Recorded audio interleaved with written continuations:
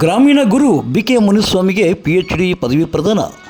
ಪಾವಗಡ ತಾಲೂಕಿನ ಮಂಗಳವಾಡ ಗ್ರಾಮದ ಅಂತ್ಯೋದಯ ವಿದ್ಯಾಸಂಸ್ಥೆಯ ಸಂಸ್ಥಾಪಕರಾದ ಬಿ.ಕೆ. ಮುನಿಸ್ವಾಮಿ ಅವರಿಗೆ ಮಧ್ಯಪ್ರದೇಶದ ಭೋಪಾಲ್ನ ಮಾನಸ ಸರೋವರದ ಗ್ಲೋಬಲ್ ವಿಶ್ವವಿದ್ಯಾಲಯದ ಶಿಕ್ಷಣಶಾಸ್ತ್ರ ವಿಷಯದಲ್ಲಿ ಡಾಕ್ಟರ್ ವಿಜಯೇಂದ್ರ ಮಿಶ್ರಾ ಇವರ ಮಾರ್ಗದರ್ಶನದಲ್ಲಿ ಮಂಡಿಸಿದ exploring assets and detriments of intergenerational mobility in education in India ಎಂಬ ಸಂಶೋಧನಾ ಮಹಾಪ್ರಬಂಧಕ್ಕೆ PhD ಪದವಿ ಪ್ರದಾನ ಮಾಡಿ ಗೌರವಿಸಲಾಗಿದೆ.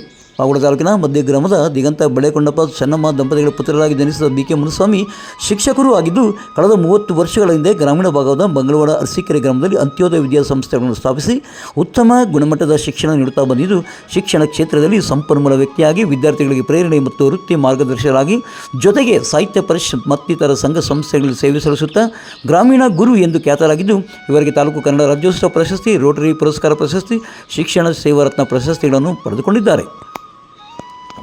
PhD ಪದವಿಯೆಂದು ಪಡೆದುಕೊಂಡ ಗ್ರಾಮೀಣ ಗುರು ಬಿ.ಕೆ. ಮುನಿಸ್ವಾಮಿ ಅವರಿಗೆ ಪಾವಗಡ ಪವರ್ ನ್ಯೂಸ್ನಿಂದ ಅಭಿನಂದನೆಗಳು. ಬುಧವಾರ ಪಾವಗಡ ಪುರಸಭೆಯ ಪ್ರಭಾರ ಅಧ್ಯಕ್ಷರಾಗಿ ಗೀತಾ ಹನುಮಂತರಪ್ಪ ಅಧಿಕಾರ ಸ್ವೀಕರಿಸಿದರು. ಈ ಹಿಂದೆ ಪುರಸಭಾ ಅಧ್ಯಕ್ಷರಾಗಿದ್ದ PH ರಾಜೇಶ್ ಅವರು ತಮ್ಮ ಹುದ್ದೆಗೆ 7/4/2025 ರಾಜೀನಾಮೆ ನೀಡಿದರು. ಈ ಹಿನ್ನೆಲೆಯಲ್ಲಿ 17/4/2025 PH ರಾಜೇಶ್ ಅವರ ರಾಜೀನಾಮೆ ಅಂಗೀಕಾರವಾಗಿತ್ತು. ಇನ್ನು ಈ ಒಂದು ತೆರವಾದ ಸ್ಥಾನಕ್ಕೆ ಮುಂದಿನ ಚುನಾವಣೆ ನಡೆಯುವವರೆಗೂ ಪ್ರಭಾರ ಅಧ್ಯಕ್ಷರಾಗಿ ಪುರಸಭೆಯ ಉಪಾಧ್ಯಕ್ಷರಾದ ಗೀತಾ ಹನುಮಂತರಾಯಪ್ಪರು ಬುಧವಾರ ಅಧಿಕಾರವನ್ನು ಸ್ವೀಕರಿಸಿದ್ದಾರೆ.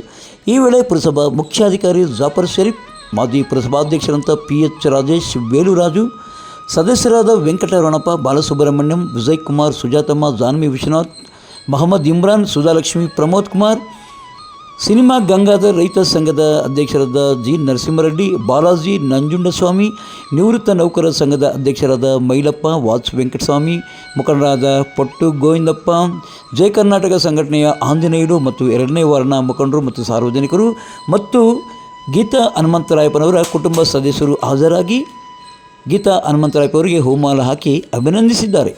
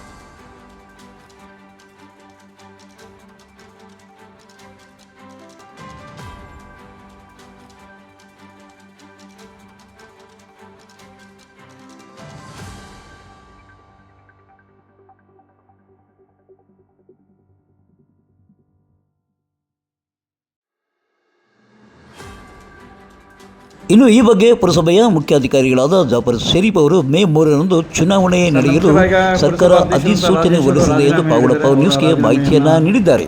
ಅಕ್ಸೆಪ್ಟ್ ಆಗಿ ಬಂದಿದೆ. ಮತ್ತೆ ಮುಂದಿನ ಚುನಾವಣೆ ಯಾವಾಗ ಅಂತ ಅದೇ ಈಗ ಅವ್ರದ್ದು 19/4/2025 ನಮ್ಮ ಮಾಜಿ ಅಧ್ಯಕ್ಷರು PH ರಾಜೇಶ್ ಅವ್ರದ್ದು ಅಧಿಕೃತವಾಗಿ ಡಿಕ್ಲೇರ್ ಆಗಿದೆ. ರಾಜೀನಾಮೆ ಸ್ವೀಕೃತವಾಗಿದೆ. ಅದು ಅನುಮೋದನೆಯೂ ಆಗಿದೆ. ಮೊನ್ನೆ ಜಿಲ್ಲಾಧಿಕಾರಿಗಳು 19ನೇ ತಾರೀಕನ್ನು ಅನುಮೋದನೆ ಮಾಡಿದ್ದಾರೆ.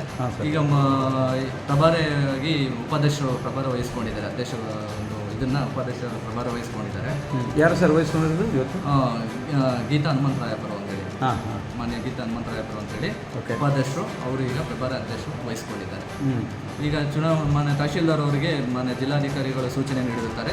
3ನೇ ತಾರೀಕು 3/5/2025 ಅಧ್ಯಕ್ಷ ಚುನಾವಣೆಯನ್ನು ನಡೆಸಲಿದ್ದಾರೆ ಮಾನ್ಯ ತಹಶೀಲ್ದಾರ್ ಅವರು.